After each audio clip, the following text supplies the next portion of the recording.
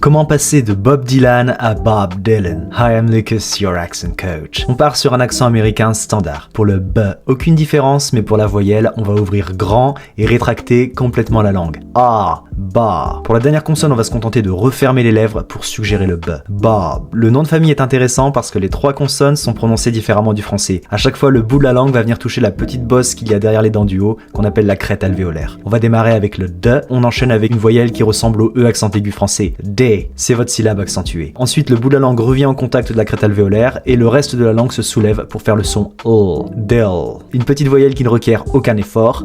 Dill. Et enfin, le bout de la langue revient en contact de la petite bosse et on ne relâche pas l'air à la fin du mot. Dylan. Résultat en américain, Bob Dylan. Si vous visez un accent britannique, la principale différence sera au niveau du prénom parce que les lèvres seront arrondies pour la voyelle. Bob. Résultat en accent britannique, Bob Dylan. N'hésitez pas en commentaire à me dire quel accent vous préférez et à me suggérer d'autres mots à détailler.